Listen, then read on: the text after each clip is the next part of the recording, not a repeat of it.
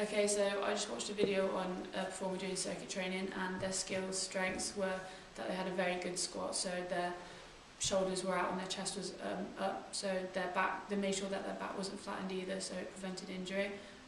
As they squatted down, their knees did not go past their toes at all, and the gluteus maximus went out instead of downwards, which was really good.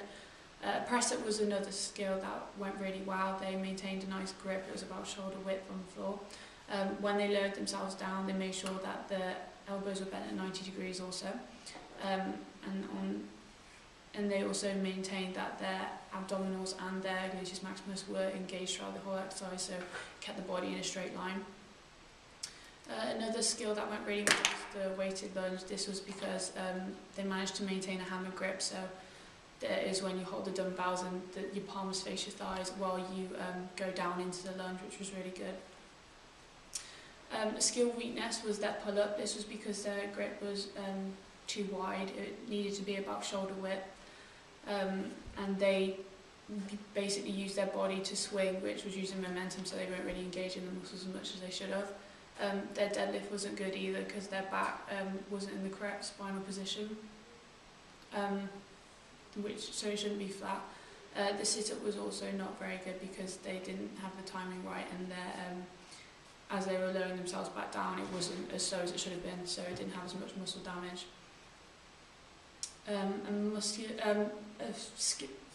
Fitness strength that was really well. This was muscular strength, so as the weight increased, they managed to keep up with it, so it provided a good benefit. Their coordination was also really good because they managed to maintain the hammer grip while they were lunging at the same time simultaneously.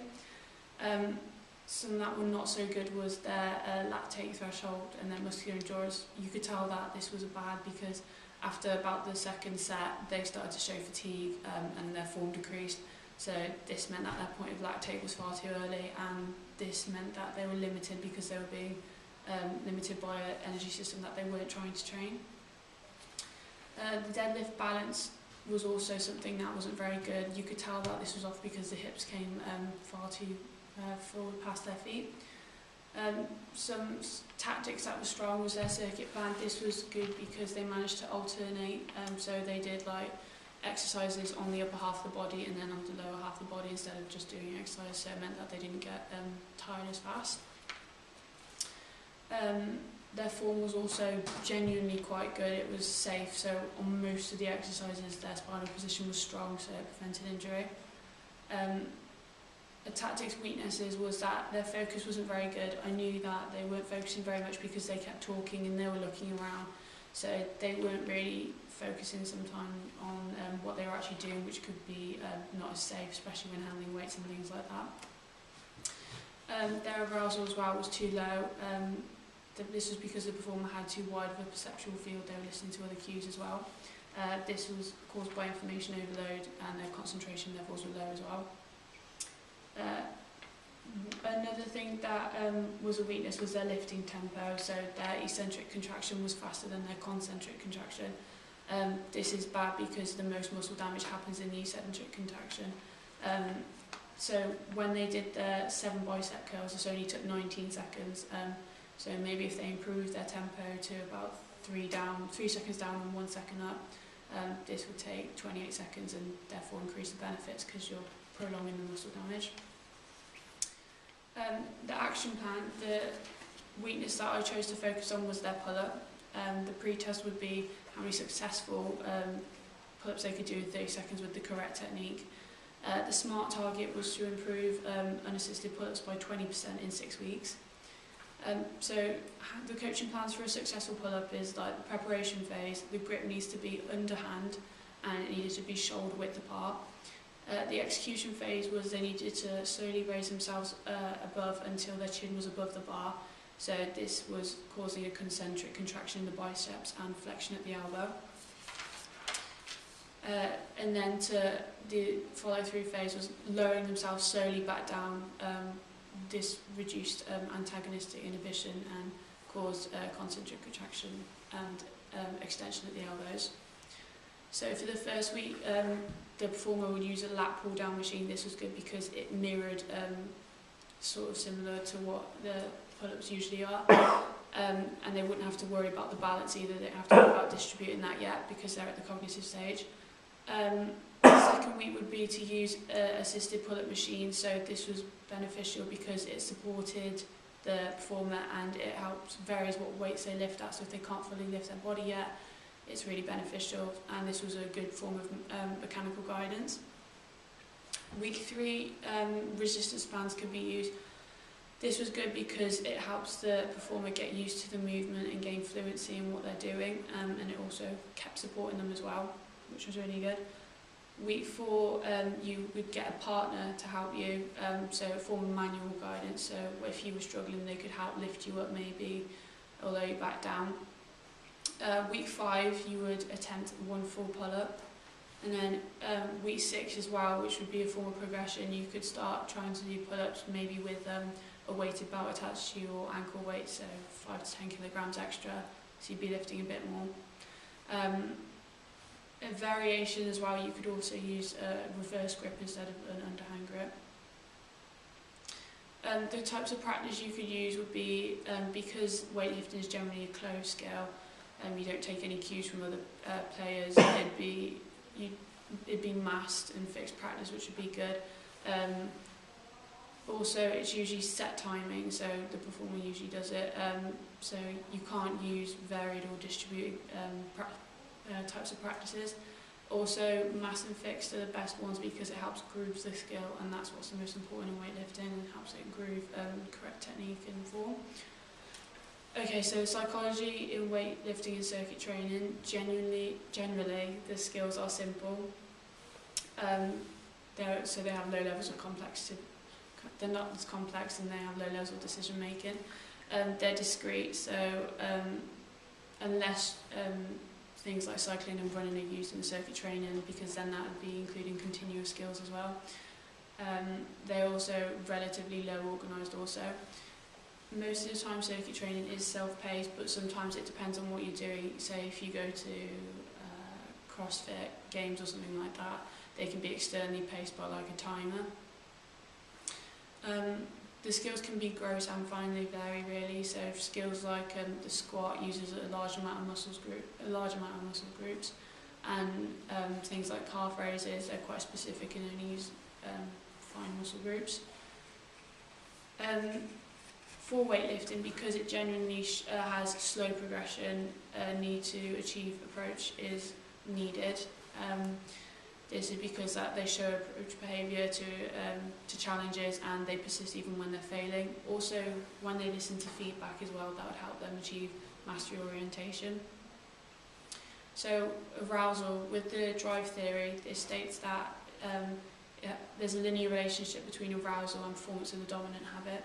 So in theory, when arousal increases, so should the performance in weightlifting if the dominant response is a good technique.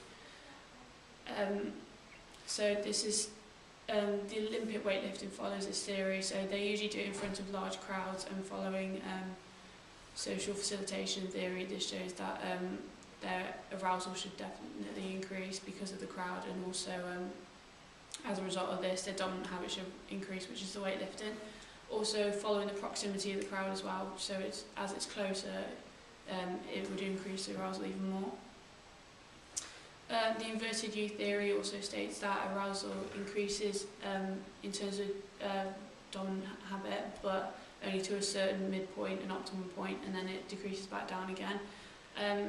Some of the weightlifters can control this by using things such as self-talk and mental imagery to stop them going past the optimal point of arousal.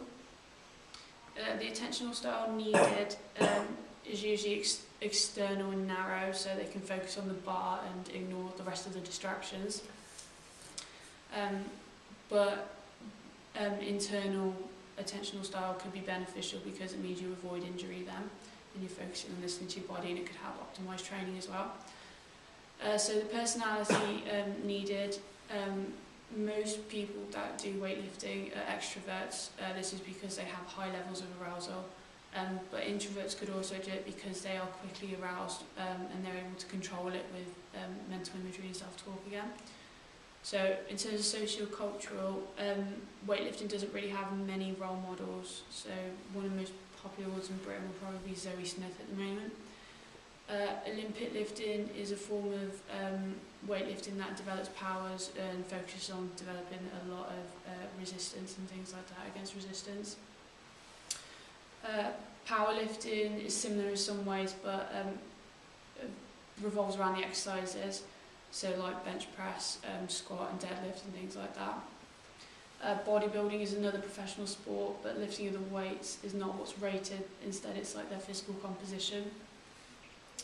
So they can measure the body fat using a set of skin fold calipers, or they might have access to like hydrostatic weigh-ins, which is a lot more accurate as well, but it obviously costs a lot.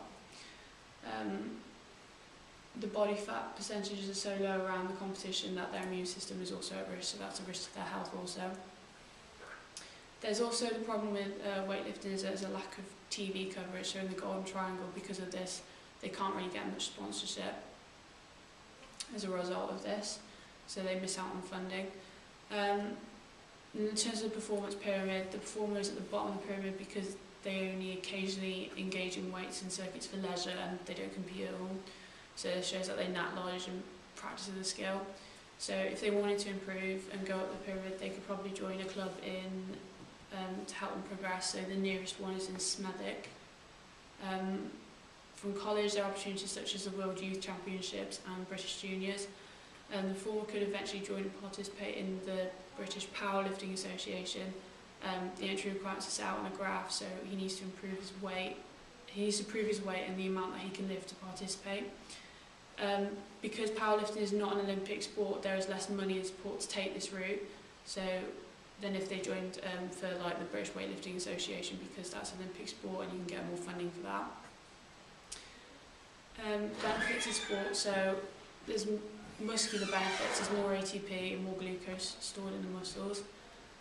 There's more enzymes such as ATPase and creatine kinase and PFK and LDH, so there's more reactions catalyzed within aerobic respiration and lactic respiration. There's also hypertrophy and hyperplasia of the muscles and fast twitch fibers, so this causes more intense contractions with greater force. Benefits, so weightlifting can also be high impact and low impact, preferably includes a multitude of different exercises, so this would cause different lines of stress on the bones, which would increase the amount of calcium deposits going to those bones, so this would improve peak bone density and make the bones stronger and prevent injury. Another effect is healthy joints, so this thickens the cartilage, so it's an improved shock absorber. It also strengthens the ligaments and tendons as well, so this increases joint stability. It also stimulates the synovial membrane to secrete synovial fluid, so this increases the lubrication of the joints as well. Another effect is muscle hypertrophy, so the thicker the muscles are, this means that they can protect the organs and the bones from impact also. If compound lifting abdominal exercises, so like using things such as Swiss balls are performed, there can be hypertrophy of the multifid and transverse abdominals, so these stabilising muscles can protect from injury if there's a sudden movement, and they can also really improve posture as well.